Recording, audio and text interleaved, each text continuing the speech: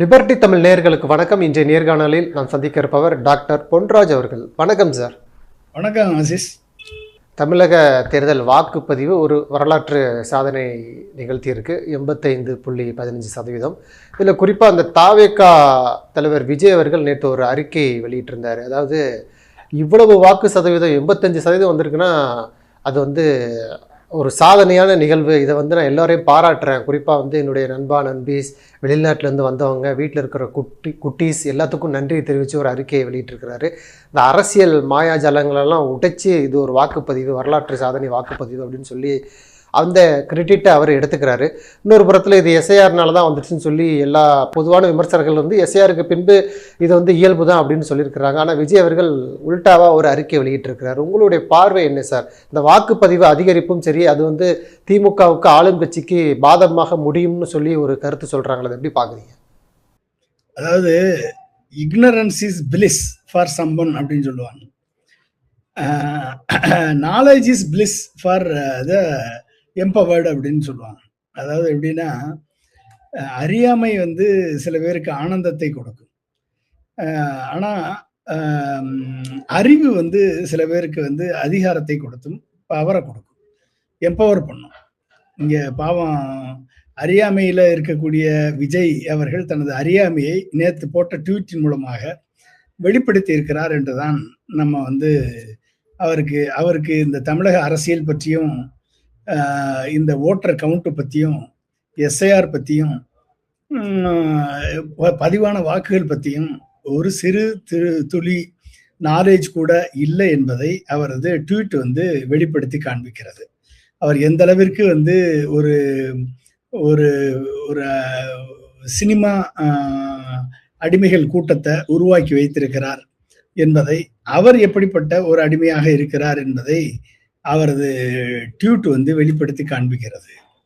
உண்மையிலேயே இவர் election code of கான்டக்டை வயலேட் பண்ணி குழந்தைங்களை involving children in any form of electoral activity is offence, punishable offence, which may lead to disqualification of a candidate என்று சொல்லுவார்கள்.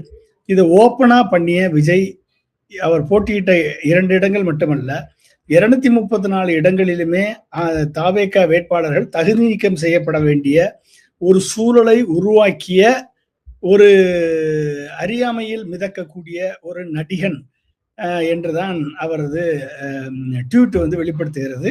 அதை அவர் கன்ஃபார்ம் வேற பண்ணியிருக்காரு. குட்டீஸ், நண்பாஸ், குட்டீஸ் இவங்களுக்கெல்லாம் நன்றி சொல்லி அவர்களை தேர்தலுக்காக பயன்படுத்தினேன் என்பதை அவர் கன்ஃபார்ம் பண்ணியிருக்காரு. எனவே தேர்தல் ஆணையம் இதை கருத்தில் கொண்டு 234 இடங்களிலும் தாவேகா விஜய் உட்பட அனைத்து வேட்பாளர்களையும் தகுதி நீக்கம் செய்ய வேண்டிய ஒரு தேவை எலெக்ஷன் கமிஷனுக்கு இருக்கிறது. அதை செய்யுமா என்று தெரியவில்லை. இது அவர் தகுதி நீக்கம் செய்யப்பட வேண்டியவர் தான் என்பதை உணர்த்துகிறது இந்த ட்வீட். அதாவது எஸ்ஐஆர் வரும் பொழுது கிட்டத்தட்ட நீங்க பாத்தீங்க அப்படின்னா 6,41 லட்சம். எஸ்ஐஆருக்கு முன்பு 6,41,00,000, எஸ்ஐஆருக்கு பின்பு 5,73,00,000. கிட்டத்தட்ட இவ்வளவு வாக்குகள் குறையுது. அவரோட வாக்கு குறைவா இருக்கு. 6,41,14,587. இது எஸ்ஐஆருக்கு முன்பு. எஸ்ஐஆருக்கு பின்பு 5,43,76,000. இது 97 லட்சம் பேர் நீக்கம் பண்ணியிருக்காங்க. இதுல இறந்தவர்கள், அதாவது முகவரியில் இல்லாதவர்கள் 66 லட்சம் பேரு, இறந்தவர்கள் 27 லட்சம் பேரு, இரட்டை பதிவுகள் 3,40,000 பேர். அப்ப எஸ்ஐஆருக்கு அப்புறம் சேர்க்கப்பட்டவர்களோட மொத்த வாக்காளர்கள் எடுத்துக்கிட்டீங்கன்னா 5,67 லட்சம் பேர். 67 லட்சம் பேர் நீங்க சொன்ன மாதிரி 5,67 லட்சம் பேர். இதுல 2.77 ஆண் வாக்காளர்கள், 2.89 89 crore பெண் வாக்காளர்கள். இப்படிதான் கணக்கு. ஸோ இதுல இந்த கிட்டத்தட்ட 1 கோடி பேர் நீக்கப்பட்டிருக்கிறார்கள் என்று பார்க்கும் பொழுது 80 லட்சம் பேர், 97 லட்சம் பேர், அரௌண்ட் 80 lakhs, 75 to 80 lakhs நீக்கம் நடந்திருக்கு. ஏன்னா 27 லட்சம் பேர் சேர்த்திருக்காங்க. 97 லட்சம் பேர் நீக்கப்பட்டிருக்காங்க, 27 லட்சம் பேர் சேர்த்திருக்காங்க. அப்ப 20 லட்சம் பேர் சேர்த்திருக்காங்க அப்படிங்கும் போதும் அந்த சேர்த்த எண்ணிக்கை கூட ஓட்டு பதிவாயிருக்கா அப்படின்னு பாக்குறப்ப இன்னைக்கு நம்மளுக்கு பதிவான ஓட்டுகள் அப்படின்னு பாத்துக்கிட்டீங்கன்னா கிட்டத்தட்ட 4,85,64,864,34,33 ஓட்டு பதிவாயிருக்கு. இது வரைக்கும் போல்டு ஓட்ஸ். போன 2021 அப்ப இந்த போல்டு ஓட்ஸ் வந்து எவ்வளவு? 84.69%, கிட்டத்தட்ட 85% வச்சுக்கோங்க. 85%. போன 2021 எலெக்ஷன்ல பதிவான வாக்குகள் 4,63,00,000. ரெண்டுக்கும் இடையில வித்தியாசம் 22 லட்சம். அப்ப 22 லட்சம் ஓட்டு தான் புதுசா ஓட்டு போலா இருக்கு. ஆனா புதுசா சேர்க்கப்பட்டவங்க எத்தனை பேரு? 27 லட்சம் பேர். இந்த 27 லட்சம் பேர்ல 5 லட்சம் பேர் ஓட்டு போடல. நீங்க சென்னையிலேயே 1 லட்சம் பேர் ஓட்டு போடல. சென்னையிலே எடுத்துக்கிட்டீங்கன்னா கிட்டத்தட்ட நீங்க பாருங்க, சென்னையிலே கடந்த முறையை விட இந்த முறை கம்மியா இருக்கு வாக்கு பதிவு. கம்மியா இருக்கு. அப்ப சென்னையிலே 1 லட்சம் பேர் ஓட்டு போடல. வாக்குப்பதிவு கம்மியா இருக்கு, ஆனா சதவீதம் கூடி இருக்கு. சதவீதம் நீங்க ஓவரால் ஓட்டு பர்சன்டேஜ் குறையும் போது சதவீதம் கூடத்தானே செய்யும். இது அடிப்படை கணக்கு தெரிஞ்ச ஒரு சாதாரண கணக்கு புரிந்தவனுக்கு புரியும். பிஎஸ்சி இது கிராஜுவேஷன்ல இடைநிற்றல் டிராப் அவுட் ஆன விஜய்க்கு புரியுமான்னு தெரியாது. நம்ம அதெல்லாம் சொல்ல முடியாது. அப்ப அந்த கணக்கு விஜய்க்கு தெரியுமா? இடைநிற்றல்ல வந்து கோடி கோடியா சம்பாதிக்கலாம், ஆனா அடிப்படை கணக்கு தெரியணும்ல. அது எங்க தெரிஞ்சிருக்கு? அப்ப இவர்களுக்கு வந்து 2016 வந்து 24 லட்சம் பேர் சென்னையில மட்டும் ஓட்டு போட்டிருக்காங்க. ஆனா அப்ப மொத்த வாக்கு 39,75,75,000 பேர். 2021 40 லட்சம் வாக்காளர்கள்ல 24 லட்சம் பேர் ஓட்டு போட்டிருக்காங்க. 2022 இந்த வருஷம் எலெக்ஷன்ல 28 லட்சம் தான் எஸ்ஐஆருக்கு அப்புறம் வாக்காளர்களே. அதுல 23 லட்சம் தான் வந்திருக்கு. 1 லட்சம் கம்மியா தான் வந்திருக்கு போன வருஷத்தை விட. நீங்க 16 தொகுதிகள்ல கிட்டத்தட்ட 10 தொகுதிகள்ல 1000 இருந்து 5000 வாக்குகள் வந்து குறைஞ்சு விழுந்திருக்கு. ஒரு 5-6 தொகுதியில மட்டும்தான் ஒரு 2000 வாக்கு, 3000 வாக்கு, 5000 வாக்குன்னு கூட விழுந்திருக்கு. அதுவும் சில தொகுதிகள் வந்து நீங்க எடுத்துக்கிட்டீங்கன்னா கூட விழுந்த தொகுதி கொளத்தூர், அப்புறம் வந்து அடுத்து வந்து சேப்பாக்கத்துல ஒரு 2540 வாக்கு கூட, கொளத்தூர்ல 8595 வாக்கு கூட, இதுல விருகம்பாக்கத்துல ஒரு 2200 வாக்கு கூட, பெரம்பூர்ல ஒரு 2278 வாக்கு கூட, வேளச்சேரியில ஒரு 6200 வாக்கு கூட. அவ்வளவுதான். மற்ற எல்லா தொகுதியிலுமே நீங்க எடுத்துக்கிட்டீங்கன்னா அண்ணா நகர்ல 4000 வாக்கு கம்மி, எழும்பூர்ல 728 வாக்கு கம்மி, துறைமுகத்துல 2283 வாக்கு கம்மி, ஆர்கே நகர்ல 6699 வாக்கு கம்மி, இதுல விருகம்பாக்கத்துல வந்து கிட்டத்தட்ட 4474 வாக்கு கம்மி. அடுத்து வந்து வில்லிவாக்கத்துல வந்து 4474 வாக்கு கம்மி. கிட்டத்தட்ட 1000 விளக்குல வந்து ஒரு 5723 வாக்கு கம்மி. துறையூர்ல ராயபுரத்துல ஒரு 5125 கூட, சைதாப்பேட்டையில 2434 வாக்கு கம்மி, டி நகர்ல 5557 வாக்கு கம்மி, மயிலாப்பூர்ல 4264 வாக்கு கம்மி. அப்ப இவ்வளவு வாக்கு. அப்ப என்ன மக்கள் வந்து எப்பயும் போல வாக்களிச்சிருக்காங்க. 2021 ரிப்பீட், அவ்வளவுதான். இங்க 2021 ரிப்பீட் ஆயிருக்க ஒழிய எந்த விதமான ஒரு தாவேகா கிளைம் பண்ணக்கூடிய இந்த நடிகர் கட்சி கிளைம் பண்ணக்கூடிய அத்தனை கிளைமும் வந்து ஒரு காணல் நீரான கிளைமே தவிர இது வந்து வெற்றிக்கான வாய்ப்பல்ல. இவர்கள் வந்து தேர்தலுக்கு வாக்குப்பதிவுக்கு முன்கூட்டி இது போன்ற ஒரு பிரச்சாரங்கள், அதாவது மக்களை கவரும் விதமாக ஒரு பில்டப் பண்ணும் விதமாக பண்றது ஓகே. இப்போ வாக்குப்பதிவு முடிஞ்சிருச்சு, ரிசல்ட் வரப்போகுது, அந்த நேரத்தில் இது போன்ற பில்டப்பு, இது போன்ற ஒரு மாய பிம்பத்தை உருவாக்குறாரு, ஒரு அனுபவ குறைபாடு காரணமாக இப்படிலாம் பேசுறாருன்னு சொல்லி விமர்சனத்தினை விஜய் மீது வைக்கிறாங்க. அதுக்கு என்ன சார் காரணம்? அதாவது வாக்குப்பதிவு முடிஞ்சிருச்சு, இன்னும் ஒன்றும் ஆக போகிறது கிடையாது, ரிசல்ட் வந்து ரொம்ப மோசமான நிலை வந்தால் இது கிண்டலுக்கு உள்ளாகக்கூடிய நிலைக்கு தானே ஏற்படும் உங்களுக்கு?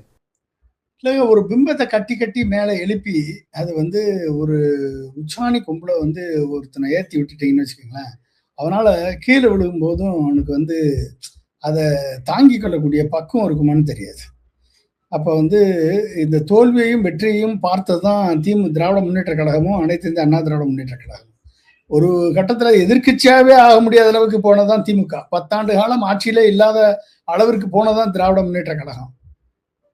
அதே மாதிரி அனைத்து இந்திய அண்ணா திராவிட முன்னேற்ற கழகமும் தோல்வியையும் வெற்றியையும் மாறி மாறி பார்த்த கழகம் தான் 2 கட்சியுமே.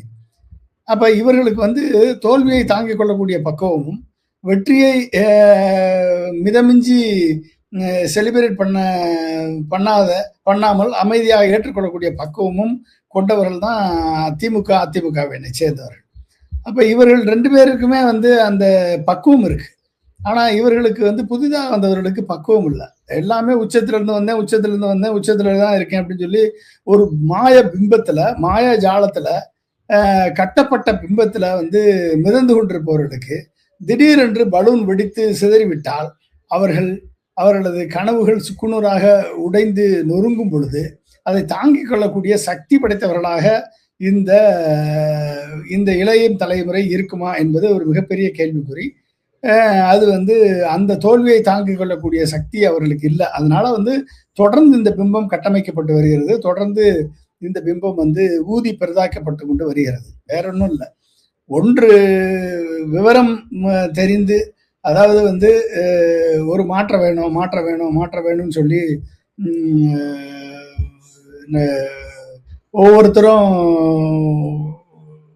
ஒரு, அதாவது ஜாலியாக கூட சொல்லுவாங்க கிராமத்தில் மாற்றம் வேணும் அப்படின்னு சொல்லிட்டு, நீ வந்து கல்யாணமாகி குடும்பமாகி செட்டில் ஆகி நிம்மதியாக இருக்கீங்க, ஒய்ஃபு பிள்ளைங்களோட நிம்மதியாக இருக்கீங்க, எனக்கு மாற்றம் வேணும்னு சொல்லி பொண்டாட்டியை மாற்ற முடியுமா? இல்லை புருஷனை மாற்றிட முடியுமா? என்னங்க இது? அப்போ எப்படி மாற்றம் வரும்? மாற்றம் எப்படி வரும்? அப்போ அது மாற்றம் வர்றதுக்குரிய பக்குவம் எப்படி வரும்? ஓகே, மாற்றம் வரணும். இப்போ அது இங்கே இருக்கக்கூடிய பசங்க வந்து சினிமாவுக்கு அடிமையாகி இருக்காலும் பரவாயில்ல. ஆனால் வெளிநாட்டில் இருந்து சில பேர் வந்து ரீல்ஸ் போட்டுட்டு வர்றது, நான் ஓட்டு போட வந்தேன், விஜய்க்கு ஓட்டு போட வந்தேன் அப்படின்னு வெள்ளைச்சட்டையும் காக்கி பேட்டையும் போட்டுட்டு வெளிநாட்டில் இருந்து சில தற்குறிகள் வந்து இங்கே வருது அப்படின்னா, எப்படிப்பட்ட தற்குறிகள் இவெல்லாம் எப்படிங்க வெளிநாட்டில் போனால்? இவன் முதல் தலைமுறை. இவன் போனதுக்கே காரணம் எம்ஜிஆரும் கலைஞரும் தான். இவன் போறதுக்கே காரணம் எம்ஜிஆர் உருவாக்கிய இன்ஜினியரிங் காலேஜும் கலைஞர் உருவாக்கிய டைடல் பார்க்கும் ஐடி பாலிசி தான் காரணம். இந்த 2 இல்லைன்னா இவன் வந்து அமெரிக்காவில் இருப்பானா, இல்லை வந்து யூகேல இருப்பானா, இல்லை அங்கே இருப்பானா? சொல்லுங்க பார்ப்போம். அந்த வாய்ப்புகளை எப்படி பயன்படுத்தி இருப்பான்? ஆனா இவன் வந்து இந்த தற்கொலை கூட்டத்துக்காக வந்து ஒருத்தன் வந்து ஓட்டு போடுறதுக்கான வர்றான்னா, அவன் எப்படிப்பட்ட ஒரு அரசியல் அறிவு இல்லாம, அதாவது வெறுப்பை மட்டுமே முதலீடாக கொண்டு எப்படி வந்து விஜய் வந்து வெறுப்பை மட்டுமே விதைத்தார். அவருடைய ஸ்பீச் வந்து வெறுப்பு, ஆணவத்தின் உச்சம், அகங்காரத்தின் எச்சம். விஜயனுடைய பேச்சை நீங்க கேட்டிருந்தீங்கன்னா தனி மனித துவேஷம், தனி மனித துவேஷம், திமுகவின் மேல் இருக்கக்கூடிய வெறுப்பு, ஆணவத்தின் உச்சத்துல ஒரு நாளாந்தர தெருப்பொறுக்கி பேச்சாளர் மாதிரி கத்துன கத்து. இப்படிப்பட்ட ஒரு தலைவர்களை தமிழகத்திற்கு அறிமுகம் செய்து வைத்திருக்கக்கூடிய இந்த தேர்தல் வந்து நம்ம எல்லாருக்குமே ஒன்று காமிச்சிருக்கு. படிச்சா மட்டும் போதாது, படித்தால் மட்டும் போதாது, ஒரு தலைவனுக்குரிய பண்பு நலன்கள் எப்படி இருக்க வேண்டும் என்பதை உணர்ந்து கொள்ளக்கூடிய வகையில இன்றைக்கு எல்லாருக்கும் ஒரு எடுத்துக்காட்டாக இந்த விஜயனுடைய பாலிடிக்ஸ் வந்து அமைஞ்சிருக்கு. அப்படிதான் நம்ம பார்க்கணும். அப்ப இந்த வெளிநாட்டுல இருந்து வந்திருக்கேன், நான் இங்க இருந்து ஓட்டு போட வந்திருக்கேன், நான் இங்க இருந்து இதை பண்ணியிருக்கேன் அப்படின்னா, இவன் எல்லாம் முதல் தலைமுறை பட்டதாரி. இவனை படிக்க வச்சது இவனுடைய அப்பா அம்மா வந்து பாரட்லா படிச்சிருந்தாங்க? சொல்லுங்க பாப்போம். அப்பா அம்மாவும் தாத்தா பாட்டியும் பாரட்லா படிச்சிருந்தாங்களா? அப்ப படிக்க வைக்கிறதுக்கே போராட்டின இயக்கம் தானடா திராவிடர் கழகம், திராவிட முன்னேற்ற கழகம், அனைத்து இந்த அண்ணா திராவிட முன்னேற்ற கழகம்.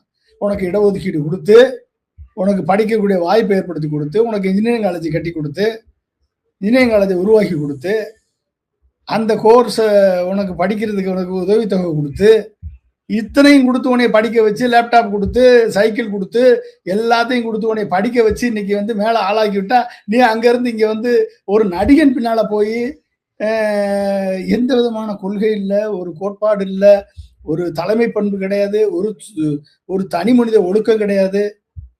ஓகே. அவன் பிள்ளைங்க அந்த நடிகனுடைய குழந்தைங்க வந்து இன்னைக்கு தாவேக்கா துண்ட போட்டுட்டு தெரியுதா? சொல்லுங்க பாப்போம். அந்த நடிகனுடைய குழந்தைங்க தாவேக்கா துண்ட போட்டுட்டு தெரியுதா? உன்னை மாதிரி நடிகருக்கு பாலாபிஷேகம் பண்ணிட்டு தெரியுதா? உன்னை மாதிரி நடிகரை பார்க்கறதுக்காக, மத்த நடிகரை பார்க்கறதுக்காக அந்த நடிகனுடைய பிள்ளைங்க குழந்தை அலைஞ்சிட்டு தெரியுதா? சொல்லுங்க. அப்ப என்ன அர்த்தத்துல நீங்க எல்லாம் வந்து சின்ன குழந்தைக்கு முதற்கொண்டு சினிமால டான்ஸ் ஆடி, பாட்டு பாடி, அந்த சின்ன குழந்தைகளை எல்லாம் கேன்வாஸ் பண்ணி, அந்த குழந்தைகள் மூலமா சொல்லிருச்சு அப்படின்னு சொல்லிட்டு பெற்றோர்கள் ஓட்டு போடுறேன், என் பிள்ளை சொல்லிருச்சு, நான் என் பேரன் சொல்லிட்டான், அவன் பாட்டி சொல்லிட்டான்னு ஓட்டு போட்டீங்கன்னா, அந்த பிள்ளைங்களுக்கு என்னுடைய எதிர்காலத்துக்கு நீங்க சமாதி கட்டுறீங்கன்னு தானே அர்த்தம். அதானே நம்ம வந்து அதானே பண்ண முடியும், பண்றாங்க. சொல்லுங்க பாப்போம். அப்ப எப்படிப்பட்ட ஒரு சூழல்ல தமிழகத்தை கொண்டு போய் நிறுத்திருக்காங்க அப்படின்றது 4ஆம் தேதி தெரியும் நம்மளுக்கு. எத்தனை பேர் தற்குறியா இருந்திருக்கான் அப்படின்றது நம்மளுக்கு 4ஆம் தேதி தெரியும். அப்ப அதை திருத்த வேண்டிய மிகப்பெரிய ஒரு பொறுப்பு வரக்கூடிய அரசாங்கத்திற்கு இருக்கிறது என்பதும் ஒரு மிகப்பெரிய சேலஞ்ச். அப்ப கம்ப்ளீட்டா வந்து ஒரு எஜுகேஷன்ல அரசியல் விழிப்புணர்ச்சியை கொண்டு வர வேண்டிய தேவை இருக்கிறது என்பதை நம்ம உணர வேணும். நீ வந்து அரசியல் பேசாத, எலெக்ஷன் நடத்தாத அப்படின்னு சொல்லி நீ தடை பண்ண அங்க போய் சினிமா போய் உட்கார்ந்துக்கிறது. எங்க ஸ்கூல்லயும் காலேஜ்லயும் ஆண்டு விழாவா சினிமா டான்ஸ், எந்த ஒரு ஃபங்க்ஷன் இருந்தா சினிமா டான்ஸ், சினிமா பாட்டு, சினிமா நடிகர்களை கூப்பிட்டு வந்து இங்க ஃபங்க்ஷன் நடத்துறது, கலை நிகழ்ச்சி நடத்துறது, இது எல்லாத்தையும் முதல்ல தடை பண்ணணும். எல்லாத்தையும் தடை பண்ணணும். இலக்கிய கூட்டம் நடத்து, பட்டிமன்றங்கள் நடத்து, விவாதங்கள் நடத்து, அரசியல் சார்ந்த விவாதங்களை கொண்டு வா,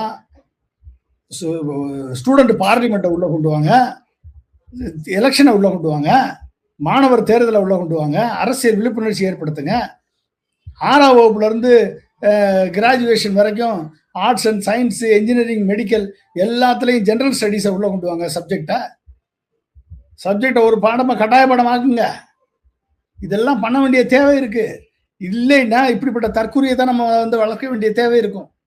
இந்த தற்கொலைகளை வந்து நீங்க என்ன பண்ணுவீங்க? படிச்சு அவன் முட்டாளா இருக்கவன போய் என்ன பண்ண முடியும்? சொல்லுங்க பார்ப்போம். அப்ப இவங்க எப்படிப்பட்ட ஒரு இளைய சமுதாயத்தை மாற்ற வேண்டிய தேவைய உணர்த்தியதுக்கு விஜய்க்கு நம்ம நன்றி சொல்லணும். உண்மையிலேயே இந்த பிரச்சாரங்கள் முடிந்து அரசியல் தலைவர்கள் எல்லாருமே ஓய்வுக்கு போகிறாங்க. மே 4ஆம் தேதி ரிசல்ட்டுன்னு.